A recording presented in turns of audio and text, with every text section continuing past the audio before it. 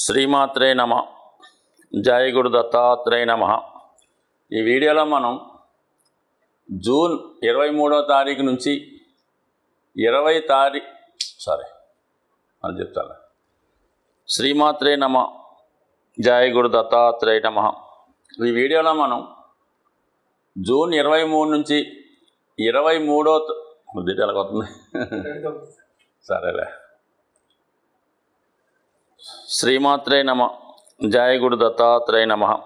ఈ వీడియోలో మనం జూన్ 23 నుంచి 29వ తారీఖు మధ్యలో జరగబోయే వార ఫలాలు అంతే.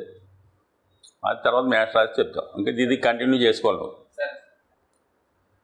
మేషరాశి వారికి ఈ వారం గోచార ఫలితాలు పరిశీలించినప్పుడు రాశి అందే చంద్రగ్రహ సంచారం జాతకుడికి మంచి ఉత్సాహాన్ని ఇవ్వడం జరుగుతూ ఉంటుంది. అయితే లాభస్థానంలో ఉన్నటువంటి శని భగవానుడు రాశి మీద తన తృతీయ వీక్షణ ఇచ్చడం వల్ల జాతకుడు ఇంకా ఎక్కువ ధనం సంపాదించాలనే ధ్యేయంతో కొత్త కొత్త ఆలోచనలతో కొత్త కొత్త పథకాలతో ముందుకు వెళ్ళడం జరుగుతూ ఉంటుంది.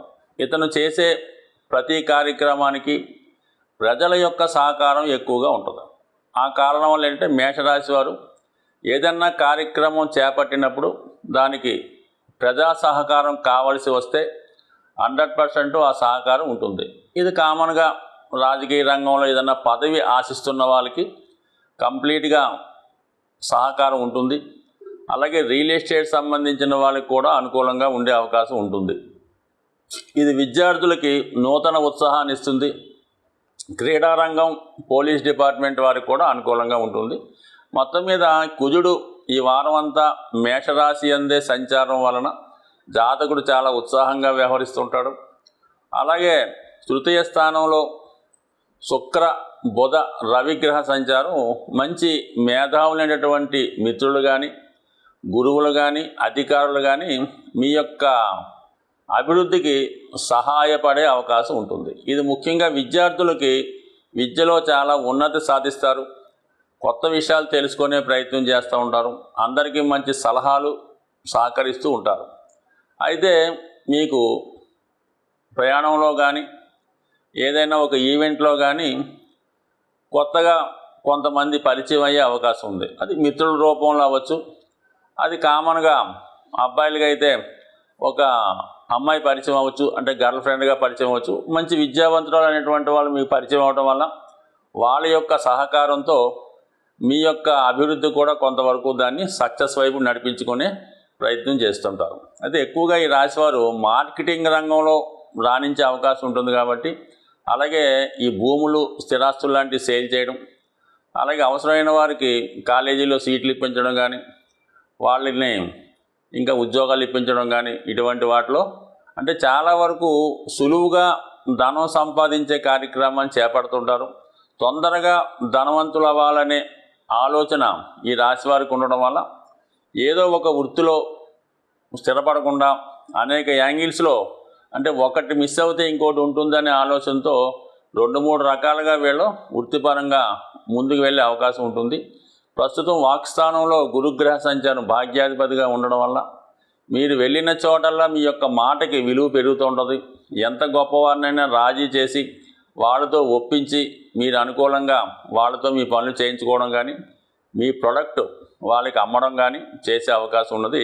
ఓవరాల్గా 2 మేజర్ గ్రహాలైనటువంటి శని భగవానుడు, గురు భగవానుడు మీకు సహకరించడం జరుగుతూ ఉన్నది.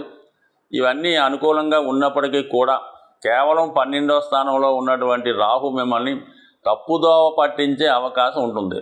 నిజాయితీగా పద్ధతిగా వెళ్ళే మార్గం కాకుండా ఏదైనా రాంగ్ రూట్లో, బ్యాక్ డోర్లో వేరే విధంగా సంపాదించాలనే ప్రయత్నంలో చాలా వరకు మోసపోయే అవకాశం ఉంటుంది. మీరు ఏదైనా ఒక ఉద్యోగానికి లేదంటే ఒక కాలేజీలో సీటుకో సిన్సియర్గా ప్రయత్నం చేస్తుంటే ఆ విధంగానే ప్రయత్నం చేయాలి తప్ప ఏమాత్రం మీరు పక్కదారి తప్పి వేరే వాళ్ళ సహకారం తీసుకొని ఏదో బ్యాక్ డోర్లో డబ్బు ఇస్తే వస్తుంది అనుకుంటే మాత్రం ఈ సమయంలో మోసపోవలసి ఉంటుంది. కాబట్టి కేవలం మీ టాలెంట్ని నమ్ముకొని మీ యొక్క సామర్థ్యంతోనే ఏదైనా కాంపిటేటివ్ ఎగ్జామ్స్లో పాల్గొండి.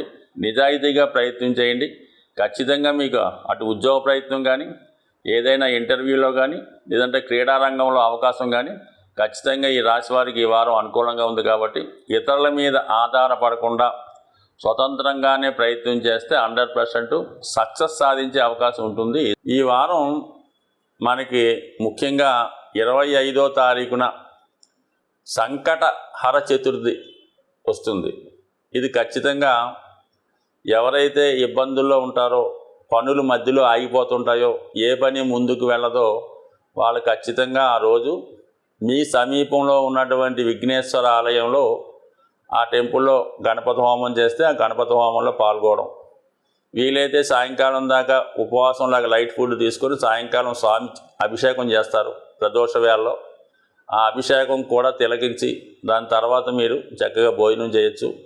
ఇది విద్యార్థులు, వ్యాపారస్తులు అందరూ కూడా చేయొచ్చు. అయితే మనకి ప్రతి నెల కూడా కొన్ని ఇంపార్టెంట్ డేస్ ఉంటాయి. అది ఎవరైతే జ్యోతిష్ శాస్త్రాన్ని నమ్ముతారో, భగవంతుడిని నమ్ముతారో, గ్రహాన్ని ఫాలో అవుతారో వారు ఖచ్చితంగా చేయవలసినవి ఏంటంటే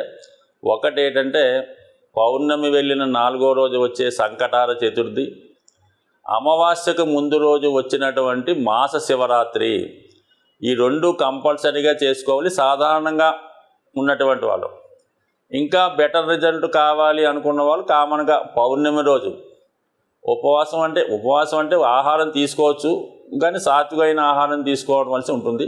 పౌర్ణమి రోజు మరి అమ్మవారికి అది వెన్నెల ఉంటుంది కాబట్టి ఆ రోజు సాయంకాలం పూట వెన్నెల్లో లలితా సహస్రనామం పారాయణ చేసి అమ్మవారికి పాయసం నైవేద్యం చేయడం, ఇది పౌర్ణమి రోజు చేయడం వల్ల స్త్రీలకు ఉన్నటువంటి సమస్త దోషాలు తొలుగుతాయి.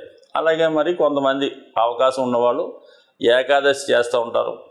ప్రతి ఏకాదశికి ఏదో ఒక విశిష్ట ఉంటుంది కాబట్టి ఓపిక ఉన్నవాళ్ళు ఆ ఏకాదశి చేసుకోవడం వల్ల కూడా కొంతవరకు జాతకుడికి ఉన్నటువంటి సమస్యలు తొలగే అవకాశాలు ఉంటాయి. కాబట్టి మరి ఏది చేసుకున్నా చేసుకోకపోయినా ఈ సంకటహర చతుర్థి మరి మాస శివరాత్రి చేసుకోవడం వల్ల 100% చాలామందికి ఉపయోగపడుతూ ఉంటుంది. వాళ్ళ సమస్యలు సాల్వ్ అవుతాయి. ఇంకా చెప్పుకోలేని బాధల్లో ఉన్నవాళ్ళు అష్టమి రోజు కానీ అమావాస్య రోజు కానీ అమ్మవారి ఆలయంలో ఓపిక ఉన్నవారు చండీ హోమంలో పాల్గొవచ్చు.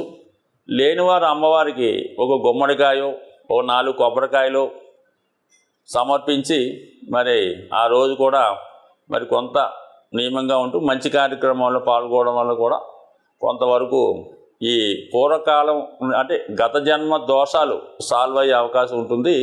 స్వస్తి.